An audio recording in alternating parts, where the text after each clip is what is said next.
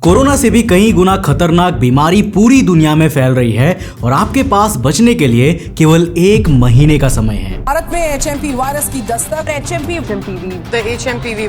And now, China is dealing with another virus outbreak. It is called HMPV, the human metapneumovirus. China ने corona के करीब 5 साल बाद वापस से एक ऐसी महामारी को जन्म दे दिया है जो बहुत तेजी से दुनिया भर में फैल रही है और अब भारत में भी आ चुकी है। ऐसे ढेरों दावे इस वक्त पूरे इंटरनेट पर फैले हुए हैं। पर आखिर ये बीमारी है क्या, इसके लक्षण क्या है, ये कितनी खतरनाक है एंड मोस्ट इम्पोर्टेंटली हमें ऐसा क्या करना चाहिए कि हम इसकी चपेट में ना आए और आ भी जाए तो हमारी जान ना जाए। आज के इस वीडियो में हम इसी के ऊपर बात करने वाले हैं। तो हेलो गाइस, मैं हूं कौशिक और चलिए शुरू करते हैं एक और नए एपिसोड को। देखो दोस्तों, कोरोना वायरस जिसे शॉर्ट में कोविड भी कहते हैं ना, उसमें और इस वायरस में जमीन आसमान का अंतर है। जहां कोविड सबसे पहले चाइना के वुहान की एक लैब से लेट 2019 में फैला था और फिर दुनिया भर में आतंक मचाने लगा था, उससे ये साफ अंदेशा लगाया जा सकता था कि कोरोना वायरस चाइनीज साइंटिस्ट द्वारा बनाया गया एक मैन मेड वायरस हो सकता था। जबकि वहीं पर अगर हम ह्यूमन मेटान्यूमो वायरस शॉर्ट में HMPV की बात करें तो वो भले ही आज की डेट में फैल रहा हो मगर इसकी जड़ें बहुत पुरानी हैं। तो देखो, साल 2001 में नेदरलैंड्स में जब डॉक्टर बेनाडेट जी वैन देन ह्यूगेन और उनके कलीग्स जब अस्पताल में आए 28 बच्चों का इलाज कर रही थी ना, जिन्हें रेस्पिरेशन प्रॉब्लम हो रही थी, यानी सांस लेने में समस्या हो रही थी, तो फिर स्वाभाविक तौर पे उन्होंने उन बच्चों का सैंपल लिया और फिर लैब में उनकी जांच करने लगी, ये पता लगाने के लिए कि आखिर वो कौन सी बीमारी या वायरस की चपेट में आए हैं। हालांकि दिक्कत तब पैदा हुई जब किसी भी टेस्टिंग मेथड के जरिए बीमारी का पता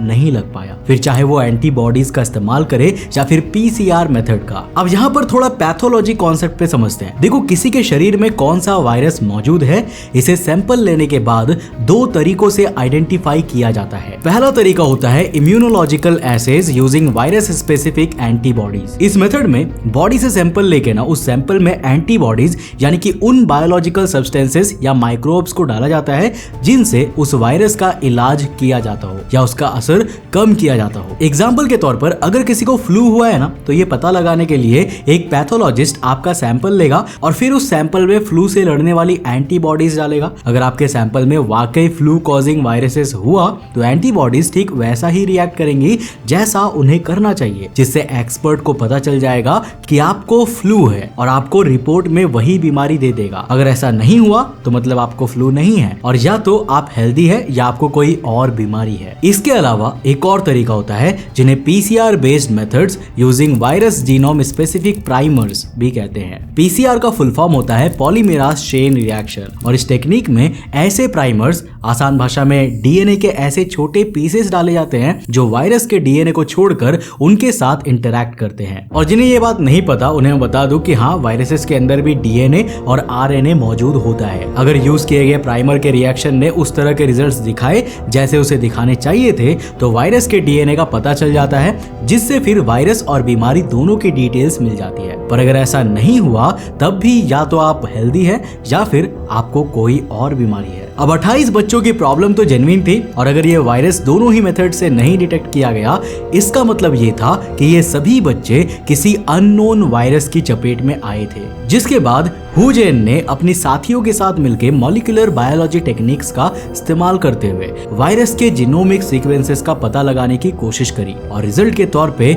उन्हें 2 चीजें मिली। पहली चीज तो ये कि ये बिल्कुल ही एक नया वायरस था जिसे एटलीस्ट किसी डेटाबेस में या पब्लिकली अवेलेबल सोर्स में तो नहीं डाला गया था। और दूसरी चीज ये कि इसकी जीनोमिक सीक्वेंस काफी मेल खा रही थी एक दूसरे वायरस से जिसका नाम था एवियन न्यूमो वायरस, शॉर्ट में AMPV। मगर चूंकि AMPV केवल पक्षियों में पाया जाता था, इसीलिए इस नए वायरस का नाम रखा गया HMPV यानी ह्यूमन मेटान्यूमो वायरस। हालांकि ये कहानी यहीं पर शुरू नहीं होती है, क्योंकि ऑक्सफोर्ड एकेडमिक में साल 2004 में छपे एक रिसर्च पेपर में इस बात का भी दावा किया गया था कि साल 1958 में नीदरलैंड्स में ऐसे ही सेरोलॉजिकल एविडेंसेस मिले थे जो बताते हैं कि उस दौर में भी लोग इस वायरस से बीमार थे। इवन उसके 10 से 20 साल बाद यूरोप और कनाडा में भी ऐसे कई केसेस मिले थे जिनके असल में HMPV होने का अनुमान हो। तो इसकी जड़ें कितनी पुरानी है इसका अंदाजा लगा पाना अब तो नामुमकिन है, मगर आपको इस चीज से वास्ता रखना चाहिए कि वर्तमान किस तरह का दिख रहा है। तो देखो, HMPV वायरस कोई बहुत बड़ी बात नहीं है। जनवरी 2016 में नेशनल लाइब्रेरी ऑफ मेडिसिन में पब्लिश हुए डेटा के अकॉर्डिंग 5 साल से कम उम्र के रेस्पिरेशन प्रॉब्लम फेस करने वाले बच्चों में 15% HMPV से ग्रसित थे, जबकि वहीं 5 साल से ऊपर के बच्चों में ये आंकड़े केवल 8% का था। मलेशिया में भी साल 2023 में HMPV के करीब 225 केसेस रिकॉर्ड किए गए थे। और रही बात भारत की, तो यहाँ केसेस ना आने की 2 मेजर वजहें हैं। पहली तो ये कि हम सभी जानते हैं यहाँ शरीर में दर्द हो या खांसी जुकाम, आदमी डॉक्टर के पास जाने से पहले या तो खुद से दवाई खा लेता है या फिर केमिस्ट के रिकमेंडेशन पे दवा खा लेता है, जिससे सरप्राइजिंगली कुछ समय बाद आराम मिल भी जाती है। तो एक बहुत बड़ी पॉपुलेशन डायग्नोस्टिक वाली सिचुएशन तक पहुंचती भी नहीं है। ऊपर से ये भी एक सच्चाई है कि इस आउटब्रेक से पहले एनालिसिस के समय मोस्ट ऑफ द पैथोलॉजी में HMPV की जांच को कंसीडर किया भी नहीं जाता होगा, जिससे कि जिसे भी ये सच में मिला होगा ना, वो भी कभी सामने नहीं आ पाया होगा और दुनिया भर में किसी ने भी इस पर ध्यान नहीं दिया। मगर दोस्तों, दहशत तब शुरू हुई जब Chinese centre for disease control and prevention ने ये डेटा पब्लिश किया कि चाइना में 16 से 22 दिसंबर 2024 वाले हफ्ते में रेस्पिरेटरी इलनेस के 6.2% केसेस सिर्फ HMPV से ही आए हैं। और ये कम था कि अगली रिपोर्ट ये सुनने में आई कि इसी हफ्ते जो सांस लेने से परेशान मरीज हॉस्पिटलाइज हुए हैं उनमें से 5.4% HMPV पॉजिटिव पाए गए हैं। जो उस हफ्ते हॉस्पिटलाइज हुए कोविड, राइनो वायरस और एडिनो वायरस जैसे सिमिलर बीमारियों के पेशेंट से ज्यादा था। और चूंकि कोविड महामारी भी चाइना में इसी टाइम पीरियड के अराउंड शुरू हुई थी, तो इस वजह से मीडिया के लिए एक इंटरेस्टिंग एंगल बन गया कि चूंकि HMPV के केसेस कोविड से ज्यादा आए हैं, इसका मतलब कहीं ये तो नहीं है कि HMPV कोविड से भी ज्यादा खतरनाक है और इसी से ये बात इतनी ज्यादा बड़ी हो गई। इसी के कोरिलेशन में जब ये रिपोर्ट भी पब्लिश हो गई कि मलेशिया में साल 2024 में कुल 327 HMPV के केस रजिस्टर हुए हैं, 2023 से 102 ज्यादा, तो इस चेतावनी को और हवा मिल गई, जबकि ये उतनी सीरियस चीज नहीं है। चाइना ने इस बढ़ोतरी को एक सीजनल ट्रेंड बताया है और ये कहा है कि इस समय और मौसम में अक्सर ही HMPV के केसेस में इस तरह की बढ़ोतरी देखी जाती है। ऑस्ट्रेलियन नेशनल यूनिवर्सिटी के infectious disease specialist doctor Sanjay सेना नायक ने भी यही कहा है कि चाइना में इस बढ़ोतरी को ट्रीट करना चाइना के हेल्थ सिस्टम के लिए एक प्रायोरिटी बेशक होनी चाहिए, लेकिन इससे तुरंत किसी नए पैंडेमिक का कंसर्न रेज नहीं होना चाहिए। हालांकि precaution is always better than cure, और भारतीय एनवायरनमेंट में इसके क्या हाल है, इसके सिम्टम्स क्या है और आप इससे कैसे बच सकते हैं, आइए अब इसके बारे में बात कर लेते हैं। तो देखो, अभी तक भारत में इसके 3 केसेस मिल चुके हैं, 2 कर्नाटका में जिसमें से एक 3 महीने की बच्ची और दूसरा 6 महीने का बच्चा है। इसके अलावा गुजरात में भी एक 2 महीने का बच्चा इस वायरस से संक्रमित पाया जा चुका है। नॉट सो सरप्राइजिंगली, इनमें से जो पेशेंट्स गुजरात का है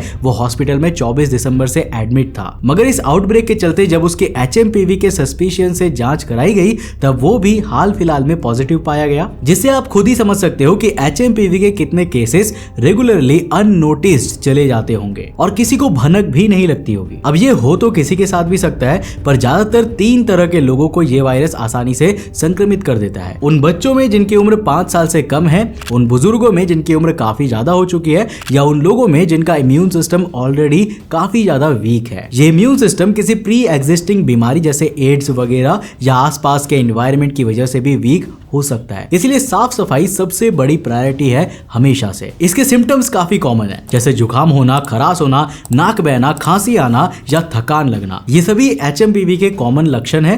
हालांकि सीवियर केसेस में इससे संक्रमित लोगों को सांस लेने में काफी दिक्कत भी आती है, जिनकी कॉम्प्लिकेशंस की वजह से पेशेंट्स को ब्रोंकाइटिस, ब्रोंकियोलाइटिस और निमोनिया भी हो सकता है। जिस वजह से अगर आपको इस बीच अगर ऐसे लक्षण दिखे तो एक बार इसकी जांच जरूर करा ले। इस बीमारी को खोजे आज 23 साल हो चुके हैं, फिर भी आज तक इसकी वैक्सीन नहीं बन पाई है, या यूं कहें कि शायद किसी ने शिद्दत से बनाई ही नहीं है। वेल ऐसा इसीलिए क्योंकि ज्यादातर पेशेंट्स ऑक्सीजन, 4 फ्लूइड्स और नॉर्मल हॉस्पिटलाइजेशन ट्रीटमेंट में जाने के बाद ऑलरेडी ठीक हो जाते हैं। और हॉस्पिटलाइजेशन की नौबत भी बहुत ही रेयरली आती है, काफी ज्यादा कॉम्प्लिकेटेड केसेस में। इसलिए किसी ने HMPV स्पेसिफिक वैक्सीन बनाने के लिए शायद इतना टाइम दिया ही नहीं। अब चूंकि हम रिसेंटली कोविड पैंडेमिक से निकल कर आए हैं, इसीलिए इससे बचने के लिए भी आपको वही करना है जो आप पहले करते थे। भीड़ भाड़ वाले इलाके में मास्क पहनना है, हाथों को समय समय से सैनिटाइज करना है, खूब सारा पानी पीते रहना है ताकि बॉडी हाइड्रेटेड बनी रहे, और सर्दी जुकाम बुखार जैसे लक्षण में बिल्कुल लापरवाही नहीं बरतनी चाहिए, बल्कि जरा भी दिक्कत होने पे रेस्ट करिए, नहीं तो आपकी लापरवाही आपके करीबियों के लिए दिक्कत बन सकती है। अब भारत में स्पेशली इसको लेकर इतना पैनिक फैला हुआ है कि इस बीमारी से ज्यादा वो पैनिक चिंताजनक है। HMPV के 3 केसेस मिलने के बाद 6 जनवरी को स्टॉक मार्केट ही क्रैश कर गया, क्योंकि लोग एक और पैंडेमिक आने वाला है ये सोच के पैनिक स्टॉक सेलिंग करने लगे और मार्केट में इन्वेस्टर्स के 11 लाख करोड़ रुपए डूब गए। जबकि एक्सपर्ट्स ने तो ये साफ कहा है कि अगर आपने कोविड की वैक्सीन ली थी तो आपको इसके बारे में चिंता करने की कोई भी जरूरत नहीं है, क्योंकि HMPV कोविड की तरह हवा से नहीं फैलता बल्कि ड्रॉपलेट्स से फैलता है। मान लीजिए मैंने खांसा या छींका और मैं HMPV से संक्रमित हूं, तब जो भी लोग उस छींक के कांटेक्ट में आएगा उसे संक्रमण होने का खतरा रहेगा, ना कि अगर मैं आपसे बिना किसी ड्रॉपलेट या फिजिकल कांटेक्ट से केवल बात कर रहा हूं तो। अब याद रखिए, मिस इन्फॉर्मेशन के इस माया जाल में किसी भी बात पर विश्वास करने से पहले खुद उसे वेरीफाई करिए और कुछ हफ्तों तक थोड़ा सावधानी से साफ सफाई का थोड़ा ज्यादा ध्यान रखिए। That's it. घबराने की कोई बात नहीं है। इस वीडियो को ज्यादा से ज्यादा लोगों तक शेयर करिए ताकि उन्हें भी सच्चाई मालूम हो और वो पैनिक ना करे। उम्मीद है दोस्तों कि इस वीडियो से आपने कुछ नया जरूर सीखा होगा। अगर सीखा तो इस वीडियो को लाइक कर देना और अपने दोस्तों के साथ जरूर शेयर करना। अगर आप नए हो चैनल पे तो इस चैनल को सब्सक्राइब करने के साथ साथ नोटिफिकेशन बेल को ऑन कर देना। और अगर आपको ये वीडियो पसंद आई ना तो मैं आपको रिकमेंड करूंगा कि आप अगली वीडियो इसे जाकर जरूर देखना, जिसमें मैंने बात किया है कि नालंदा यूनिवर्सिटी के साथ क्या हुआ था, आखिर कैसे उसे बनाया गया था और किसने उसे जलाया था। पूरी कहानी जानने के लिए इस वीडियो को जाकर देखो, बहुत इंटरेस्टिंग है। मैं मिलता हूं आपको नेक्स्ट एपिसोड के साथ, तब तक के लिए बाय, जय हिंद।